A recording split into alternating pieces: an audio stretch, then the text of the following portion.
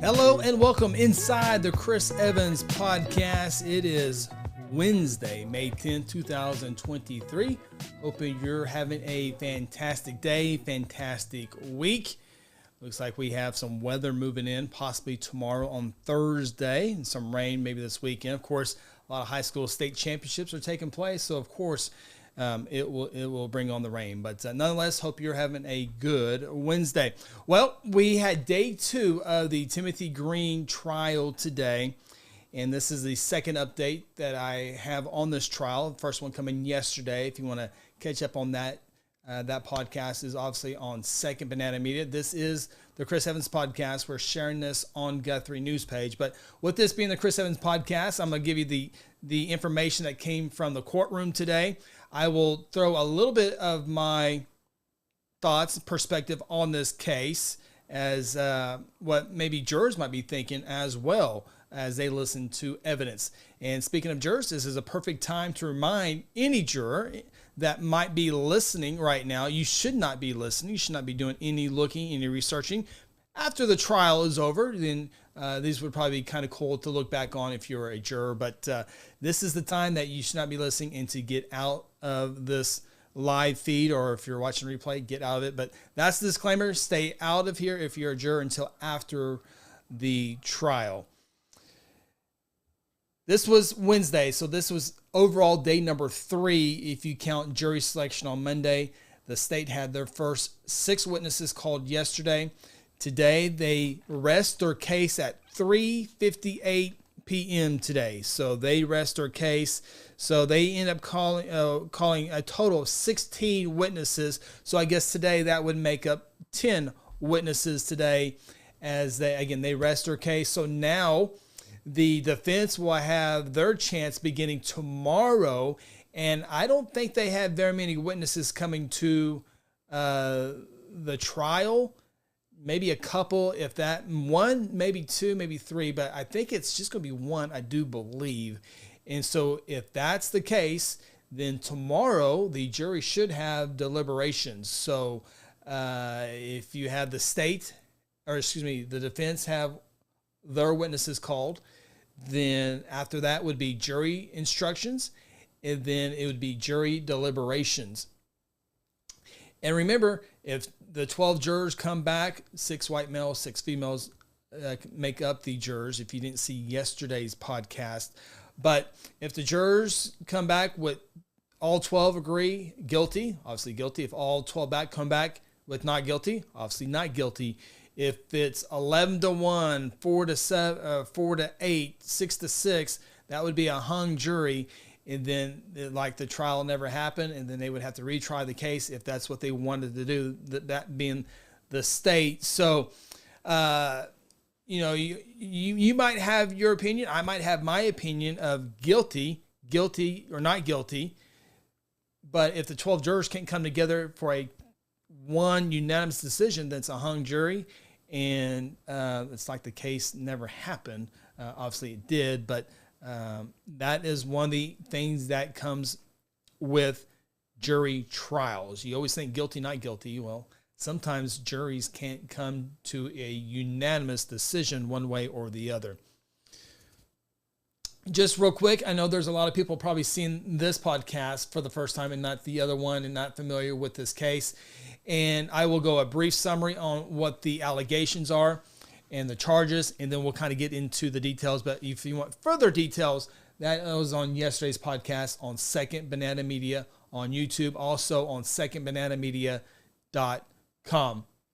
If you have a question, type that out in the comment section, put a Q in front of that, and I will try to answer your question as best as I know how. So the case against Timothy Greene, and backtrack one more time, the victim in this case, I will refer to her as either the victim or Jane Doe, Jane Doe's husband. There's also another female that testified yesterday that said that nearly the same type of thing happened to her. I will refer to her as Jane Doe 2.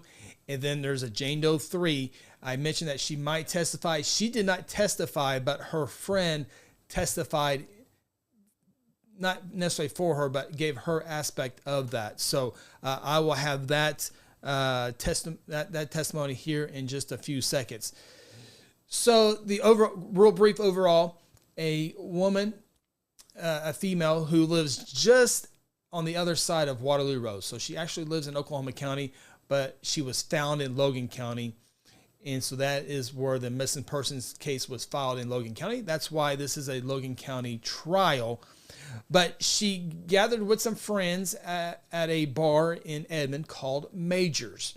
She became intoxicated, and one of the ladies at that bar got her an Uber. Got on her phone, got her an Uber, and at this time is going on, the victim's husband is at home with the 4 children, and it was like 10:30, 11 o'clock, and the husband comes looks down at his phone. On the phone, they can track each other like a lot of families do, and sees that his wife is nearby. So he said he kind of nodded off and then woke back up, and it was kind of in the same area. So he got concerned, gets in his truck and goes to the intersection not too far from where they live. And he sees Timothy Greene in a black Jaguar. Obviously, he didn't know who Timothy Greene was. And he also did not know his wife had taken an Uber. He had no idea that at the time. And so he sees this black Jaguar pulled off to the side and says, "Hey, is everything all right?" Timothy Greene says, we're all right. And so the guy doesn't think anything about it. Timothy Greene gets in his vehicle, Jaguar, and drives westbound on Waterloo Road. And so the husband gets back in his truck, turns around, and drives down to Douglas Boulevard, just a couple miles from the intersection where he previously was looking for his wife. Pulls over, looks at his phone again, tracks the phone, realizes his wife's phone, or as the vehicle takes off down Waterloo Road, the husband looks at his phone and realizes that his wife is tracking with the vehicle, which is Timothy Greene, the defendant in the case. And so he loses track of the driver, and he realizes, he looks down at his phone and sees that his wife's phone is now pinging in a nearby neighborhood by Douglas Boulevard. Goes there and again finds the defendant's car, and he sees his wife's hair, doesn't see her face, tries to pull her out of the vehicle. He says that Timothy Greene took off in the vehicle. His wife was hanging out of the vehicle, but got back in there, tried to beat him to the area to trap him in. It was in a residential area, so they were trying to trap him in, but by the time he got to the end of the intersection or the entrance, the driver was already gone. The wife wakes up in a vehicle, in an unknown vehicle. Remember, she's intoxicated, and she has no memory of any of this. So that's going to be a part of this case that's going to be hard for jurors to go through, because she has no memory of any of this stuff. I doubt that Timothy Greene, the defendant, will testify. You kind of get a little bit idea through his attorneys when they're talking to witnesses of what he is telling them that happened in that vehicle. But the wife wakes up in an unfamiliar vehicle in a detached garage, and she goes across the street, knocks on the door to a complete stranger's house, and they call 911. That's when cops get involved. By the way, when the husband encountered his wife, the cell phone was somehow placed outside the vehicle. Investigator Brett Weldon would tell you that Timothy Greene threw the phone outside. That was a little back and forth, but regardless, the phone went outside, and now the husband was unable to track his wife. So by that time, he starts calling police, trying to do a missing persons report. The wife is found. Her pants are inside out or backwards, either way. She had urinated on her pants. and had no memory, taken to Stillwater Medical Center for a SANE test, a sexual assault test. That nurse testified today. Pictures were shown of some of those. We'll get to that here in just a little bit. And so the investigators working on the crime, they find out that there was a similar incident with Timothy Greene, the defendant in the case, the suspect in the case, that this had happened in Oklahoma City in a similar situation. That Jane Doe number 2 testified yesterday that she also took an Uber after being heavily intoxicated. Both females in this case said they both kind of woke up not knowing where they are. They were dazed, disoriented, just not themselves. Both had very similar testimony when they came in, but Jane Doe 2 said she woke up in the back of the car, and a person that she identified as Timothy Greene had his hands on her shoulders and was raped back there in that vehicle. And so that's kind of the overview. Timothy Greene is arrested a few days later. Obviously, all the Uber information, all that. So that's how police had the idea of knowing who the defendant was, the suspect in the case. So today, the first witness was an Oklahoma City police officer. This is the police officer that responded to Jane Doe 2 that said she was raped in the back of the car. And that happened back in 2019 is when that happened. And the officer was via Zoom today, so he wasn't in person, but he was sworn in and all that good stuff by the judge on a Zoom. And he was the officer that was the initial responder to the house. He said the 23-year-old was still intoxicated, and that she did not have her phone. He talked about he found the car and the driver and matched the description that was given of Timothy Greene, the defendant. And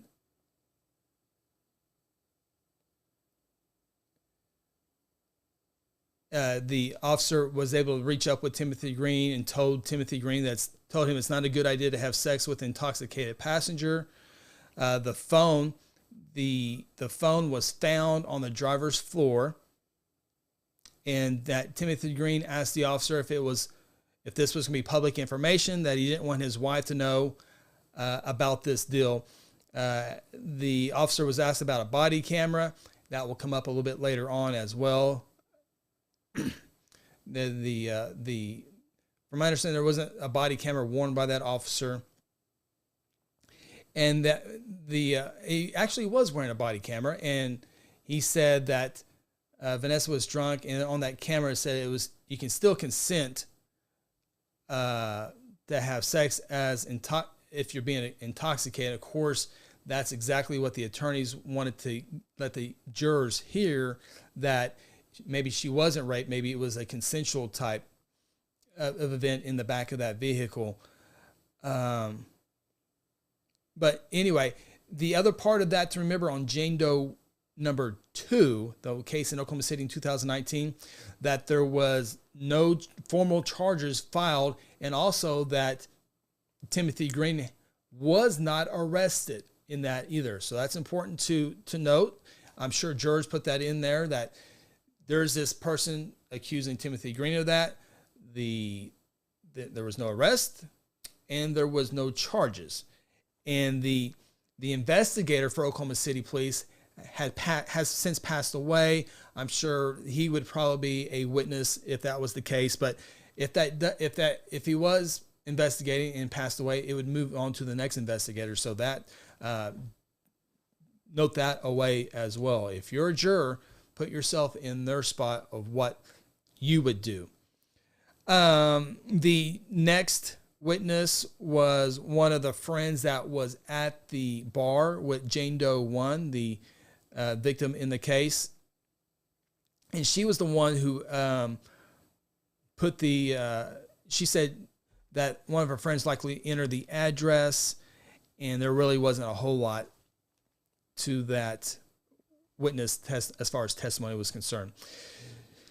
So Jane Doe number 3 makes her way to this trial via her cousin. So Jane Doe 3's cousin testified today. They were at a birthday. This happened in June of 2020. So Jane Doe number 1 was in 2021, Jane Doe 2 in 2019. Now we have Jane Doe number 3 in 2020, June of 2020. The lady that took the stand today said her cousin, they were at a Oklahoma City bar and they were intoxicated. So all 3 Jane Does intoxicated in this case. All 3 get Ubers in this case. All 3 get a Uber ride from Timothy Greene, the defendant in here. They ordered the app on the app, and the Jane Doe 3 lived in Goldsby, Oklahoma, which is down south, near Norman, down in that area. And so obviously it's 50, 60 miles from this location. They ordered the app. The witness said a Jaguar had pulled up and they were impressed with the Jaguar. They all kind of looked in there and thought how cool it was. And so the Jane Doe 3 is put in that vehicle and they drive away, and the rest of the party goes back into the bar. They ordered the Uber. Okay, so the witness, the cousin, said she got 2 notifications, a text from her cousin as well as an Uber alert stating that their ride had been stationary and is everything okay. And so the witness says she opened up her app and that the tracking device shows the car had driven 4 to 5 miles to the north. Well, Goldsby's to the south, so it's going the opposite direction. And the witness becomes concerned. And when she opened up the app, it was 4 or 5 miles to the north in a neighborhood. She said she called and texted her cousin, and that Timothy Greene had drove him to his house to get coffee. Now, this is the witness talking to Timothy Greene. I guess if I recall correctly, the cousin is not answering the phone. So on the Uber, obviously there's a picture and a phone number. So the witness calls Timothy Greene, said he went for coffee, and she said, "Why didn't you just go on cue to get a coffee?" And he said, "My coffee was better." She became upset. There was discussion if the garage door was open or closed. No one was there, so of course Timothy Greene was there. Don't know if it was up or down. The female too intoxicated. She didn't testify, so that was kind of a deal back and forth with the garage door.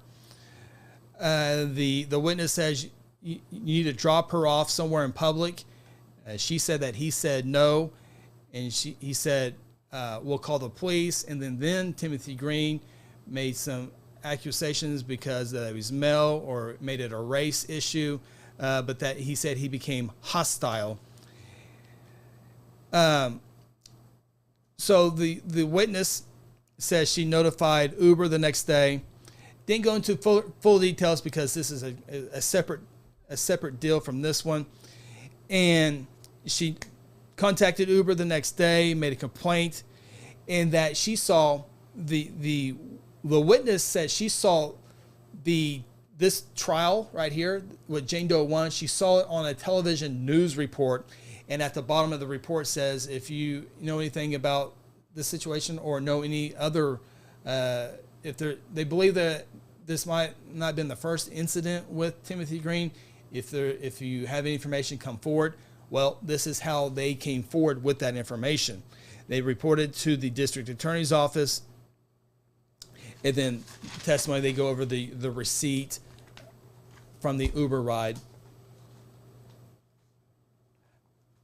Cross-examination, Timothy Greene's attorney had their chance to talk to her and basically putting doubt that that the witness wasn't there, that Jane Doe 3 is not there to testify. Why is she not there? Talked about the garage. Was it shut? Not shut.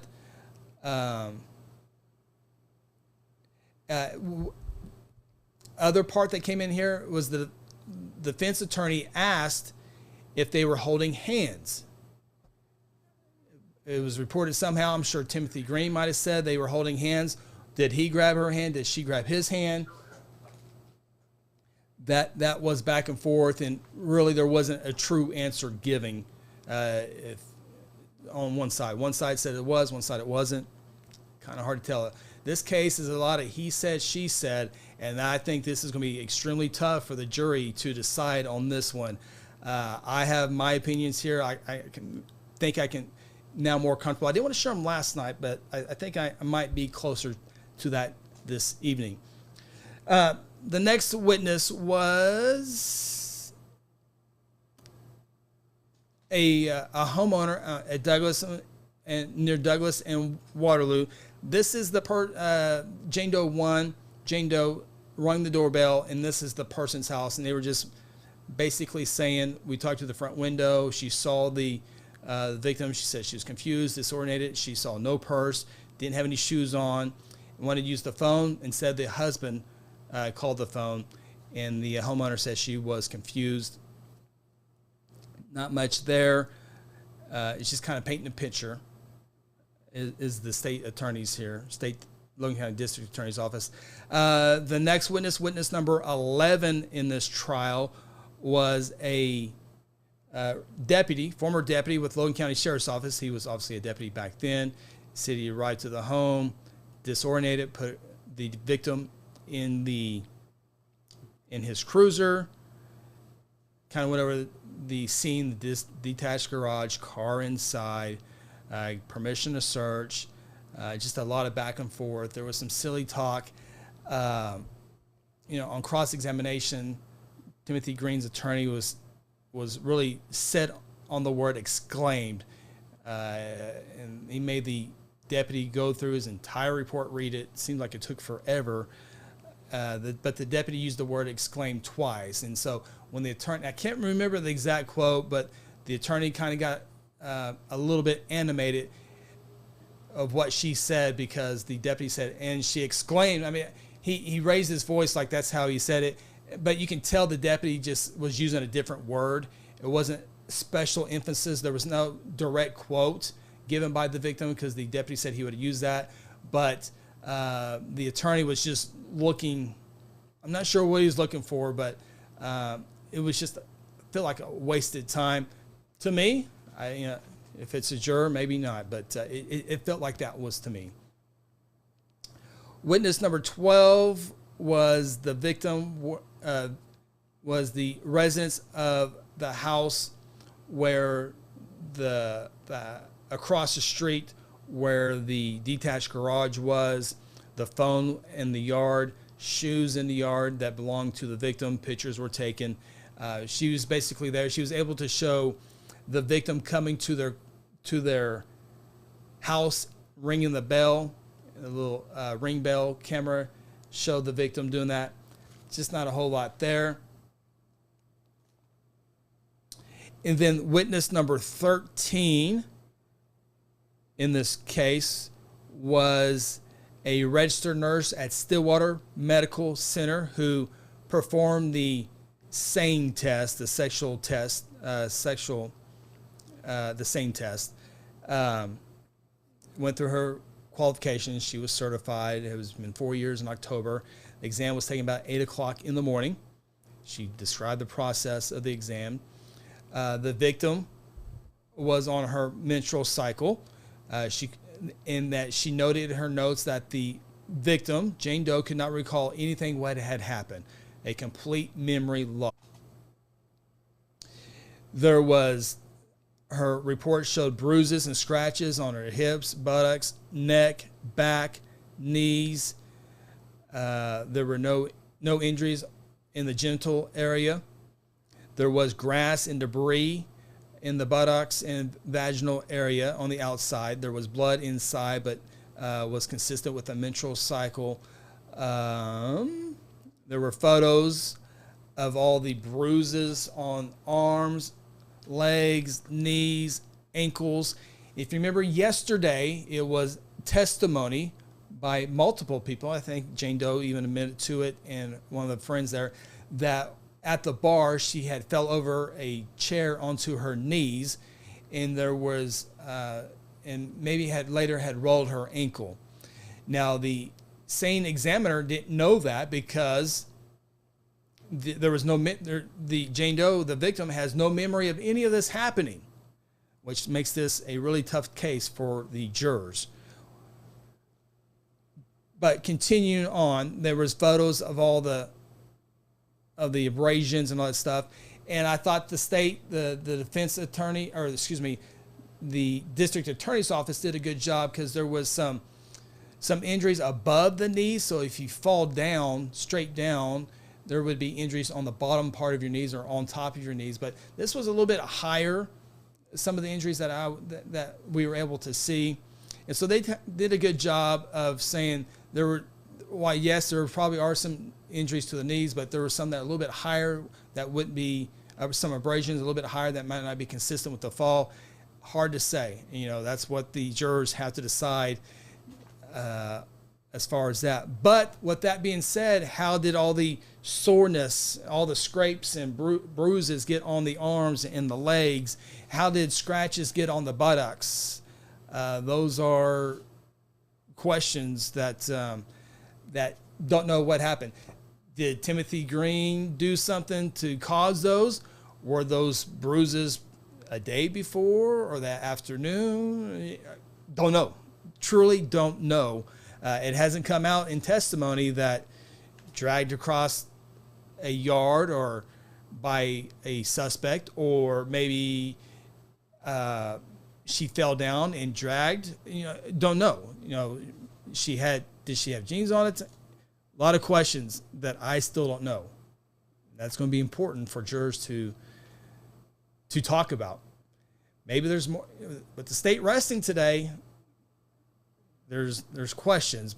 Maybe it'll all come together in closing arguments. We'll find out. But also the nurse took samples, urine samples and blood samples and swabs, and those were given to the Logan County Sheriff's Office, who then turned it over to OSBI.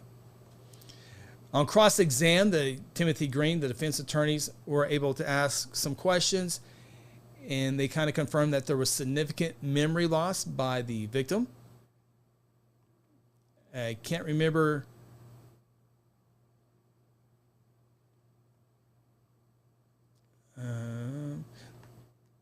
There was no sign of assault. Grass is uncommon. No memory. No evidence regarding Timothy Greene. Jane Doe could not remember Timothy Greene. The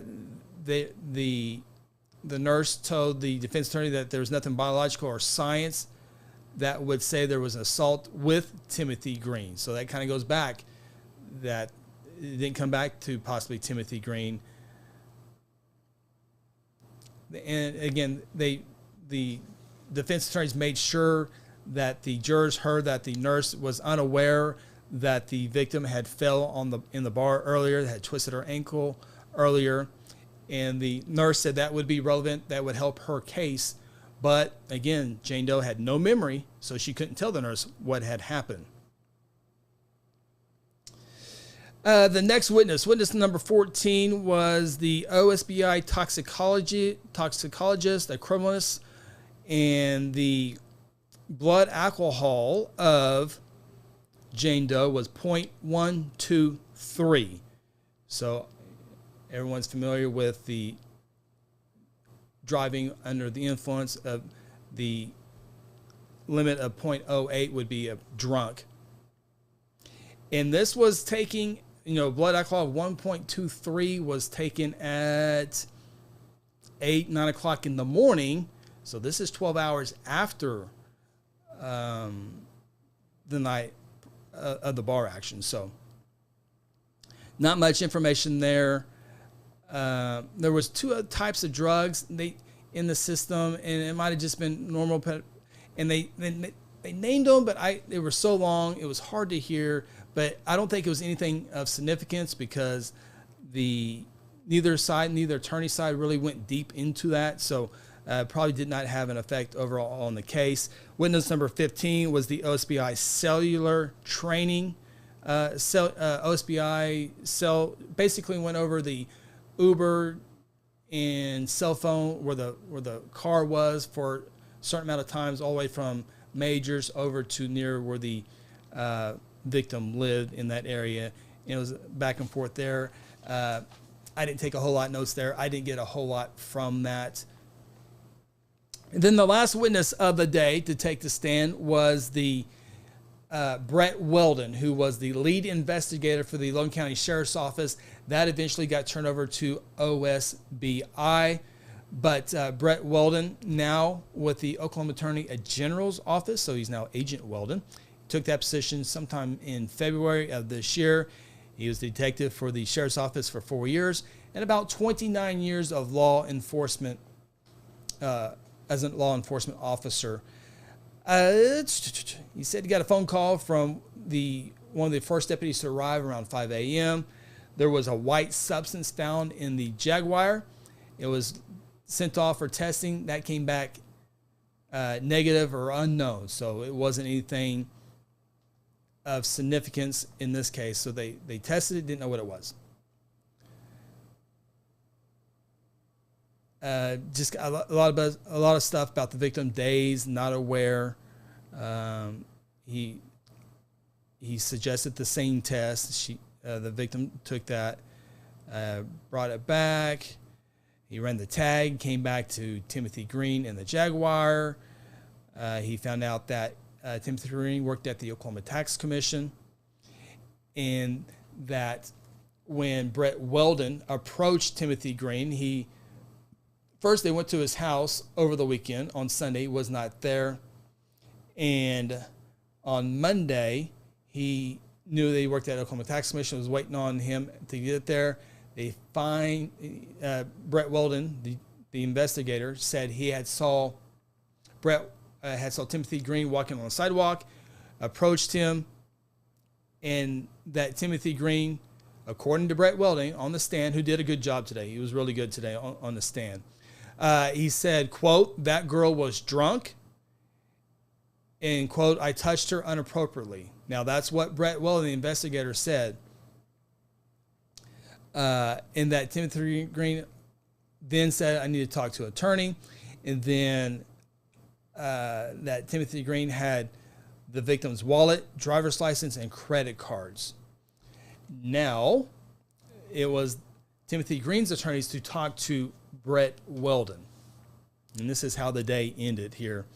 It was some interesting back and forth on there. I thought, again, Brett Weldon did a really good job. In this case, the Timothy Greene's attorneys have been saying some stuff that has not been any testimony, but they're giving his side. Obviously, that's what they're there to do. So you're hearing a little bit of their defense coming through here, stuff like the garage door up or down. Obviously, the attorneys weren't there, as much as they put emphasis on the Jane Doe 3 her cousin not being there. Well, they weren't there either. So they're getting their information from Timothy Greene. Is it true? Is it not true? Up to the jurors. I mean, I'll have my thoughts here in a second, but it will ultimately be up to the jurors. But Brett Weldon was a little bit more vocal, as the attorneys are, saying that Timothy Greene threw the phone out. It's like, he was saying Timothy Greene did this, this, and this, where the attorneys are trying to allude to that, but having witnesses say that. And Brett Weldon definitely said what they wanted, what his attorney, or the district attorney office wanted to say. But anyway, so the entire conversation with the attorney, let me give you a picture here real quick. So the lead attorney is Ronald Jones. That's the gentleman holding the piece of paper. And his partner is Tom Stone, who is in the front with the short hair on the left side of Timothy Greene. Timothy Greene there in the center is the defendant. This picture was taken yesterday. So the attorney, Tom Stone, is the one that is asking questions today to Brett Weldon. And so his first thing, he gets the dry erase board and says, why are body cameras important to wear? And they go through, and Brett Weldon named a couple of things. Obviously, it wasn't enough for the attorney, so he goes, well, can it do this? And Brett Weldon said yes, and so he wrote it down. So there's 5 or 6 things of why police officers would wear a body camera. That'll come back here in a second. Brett Weldon said the phone thrown by Timothy Greene, there was a couple of photos, exhibits of that. There was a pen, phone and a pen, and Brett Weldon said it was like someone had reached in a purse and threw it out, which would explain a yellow pen would be there next to the phone. By the curb, shoes were in the yard. The defense attorneys were big on fingerprints. There were no fingerprints taken. Brett Weldon said no fingerprints were taken on the phone because there's dew on the grass and it's hard to get fingerprints to begin with, but when the phone's wet, you're not going to get any fingerprints. Fingerprints came up on a vehicle in the detached garage, and Brett Weldon said it didn't get any fingerprints there because he knew it was, through his investigation, that it was the victim's fingerprints. But the defense attorney said, you didn't test it. He said no. So no fingerprints taken on broken car door, phone, none taken. Defense attorneys were over and over, so I'm sure that will be a big part of their closing arguments. Brett Weldon said he left the scene with more questions than answers. Brett Weldon said, I leave a lot of cases that way, more questions than I have answers. Talking about the PC affidavit, probable cause affidavit being written, and that he had found there were similar allegations with Timothy Greene in Oklahoma County.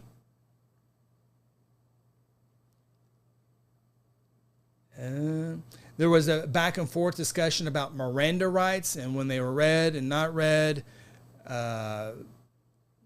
It felt like the attorney was trying to say that Brett Weldon had arrested or talked to Timothy Greene without reading his Miranda rights. That was a discussion back and forth. He said, the attorney said Timothy Greene confessed to his crime. Brett Weldon said, quote, absolutely. And that's when they get into the body camera, that Brett Weldon was not wearing a body camera. And so it's back and forth on this one here. And Brett Weldon said in his 29 years of law enforcement that investigators, detectives, usually don't ever wear body cameras. Those are usually sent out to deputies on the road that have body cameras. And covering news here in Guthrie and a little bit of the state, I've never seen investigators, detectives, and I watch a lot. One of my favorite shows is The First 48. Those investigators, there's a lot in Tulsa, which makes it more interesting because you know the people and kind of know the areas, you know the road signs. But anyway, you never see investigators wearing body cameras. It's just the men and women, officers on the street. That was back and forth. And so this attorney and Brett Weldon are going a whole bunch back and forth. And it was got a little weird because when Brett Weldon told the attorney, Stone, that investigators at the Logan County Sheriff's Office don't have it, and the attorney says, so the taxpayers of Logan County, and that's when he started saying the taxpayers of Logan County, the district attorney's office stood up and said objection, and Judge Duell gave sustained twice, gave it to him twice, because you can tell that taxpayers' dollars has nothing to do with this. It looks like it was going to be a personal statement and a shot at the sheriff's office, but it was very inappropriate. I can't believe he went there with that. The state obviously caught on to that quickly by objecting, and Judge Duell was not going to have any part of that, and by saying sustained twice. So you can tell it was not. He quickly moved on. Let's just say the attorney quickly moved on. And then it all ended this. This was another little.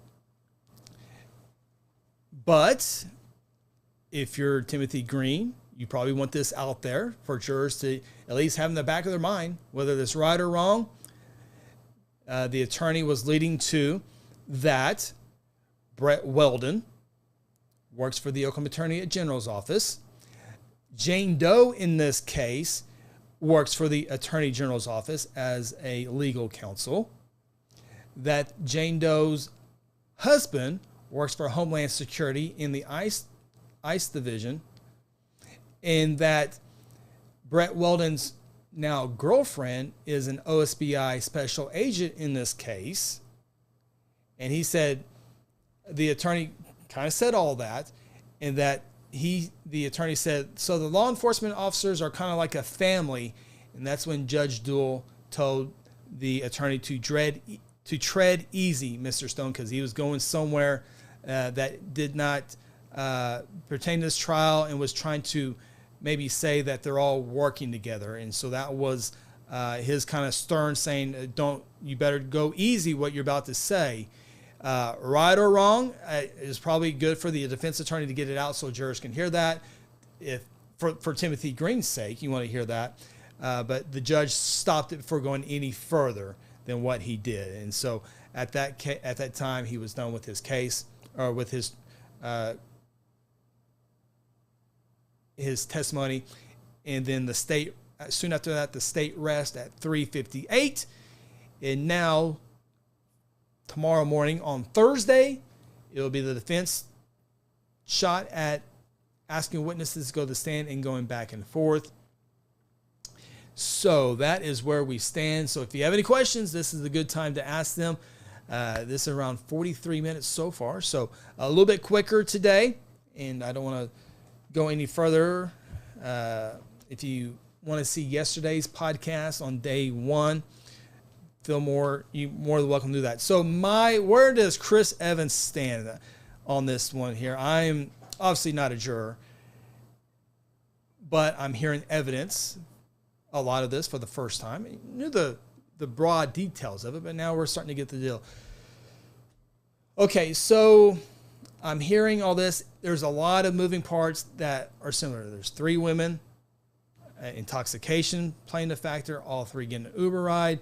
Timothy Greene's there as all 3 of them.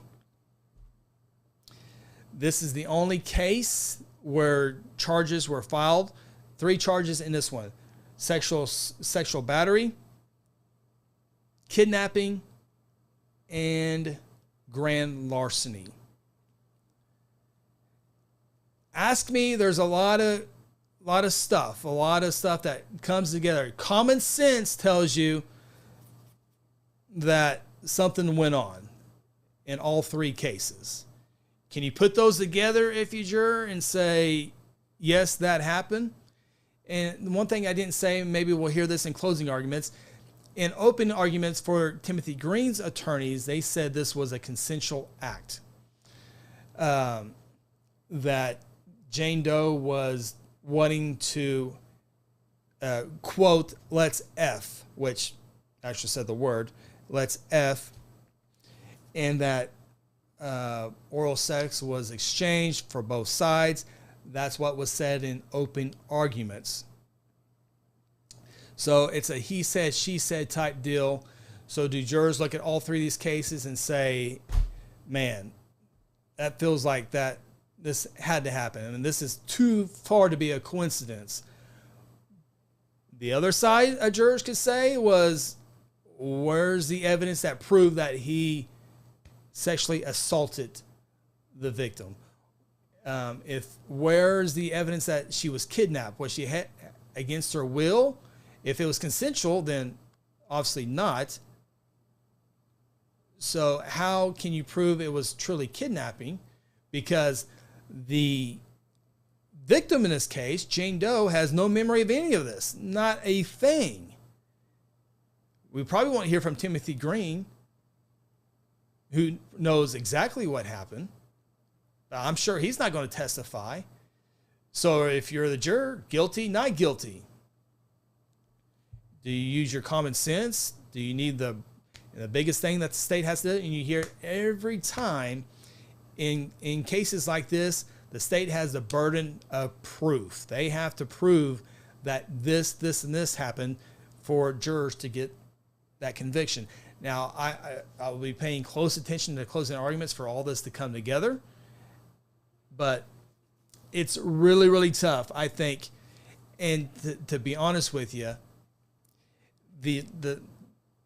as far for Timothy Greene, he obviously is looking for all 12 jurors to go not guilty. Very possibility. All 12 going guilty, I think is going to be tough in this case, just because of the he said, she said scenario there. And was it consensual? Personally, it doesn't feel like it was. All the scrapes and bruises, how can that be? There was a struggle somewhere. Somehow there was a struggle with the bruises. The victim can't remember that, but you just don't have all they were arms, legs, neck, back. They're all there. So that could be the evidence that says, okay, there's been a couple cases like this, very similar. Now there's bruises, abrasions, scrapes. You put that together, I can see how a juror can say that happened. She might not, there was sexual battery. She was kidnapped. Maybe it wasn't sexual battery. It was kidnapping. Maybe it's that one. Grand larceny. Took the phone away. Maybe that's it. But so there's going to be three verdicts read there. So the other thing was there was no evidence of Timothy Greene throwing the phone out. Brett Wilden thinks it was thrown out, but was it dropped by the victim? She has no memory. Maybe it was dropped off. Maybe she took her shoes off. Maybe so you can say not guilty. And so when that starts happening, you have, for example, 5 jurors that think guilty. You have 7 that says not guilty, or vice versa, or whatever. That's how you have a hung jury. You can't decide. And I would, obviously not a juror, I would love to be in the jury deliberations to hear what I'm going through. Do I have 12 people that agree? 12 people agree with me? Do I have 5 people agree with me? That's the deal. So closing arguments is going to be very, very important in this deal. Remember, it's easy for me. It's easy to say, okay, guilty. But I promise you, as a juror, when you're sending somebody to jail, it's a little bit different. You want to be 100% sure that you're sending somebody to jail for a while. You don't want to think you're right. So that's why this will be interesting to see. All that, I think, could go down on Thursday. I don't see any questions, though. That is my personal back and forth. I'm not saying guilty or not guilty. If you ask me what happens, I don't think they're all going to come together for one decision on all 3 charges. They might on 1 or 2. I've been wrong before, so it's just my personal opinion. We'll see how it all wraps up. The closing arguments, I think, are expected tomorrow. This was expected to go through Friday, and maybe the witness takes forever, and they indeed go to Friday, but we might get this maybe closed out on Thursday. I will have updates tomorrow on Guthrie News Page Facebook about if there is deliberations and when there is a verdict and what those verdicts are. I'll come back and have one more podcast to talk about those jury deliberations, closing arguments, all that good stuff. So I do not see any comments, so I hope everybody has a great Wednesday, a great weekend, and we will again talk tomorrow. Have a great night. This is Chris Evans here on the Chris Evans Podcast.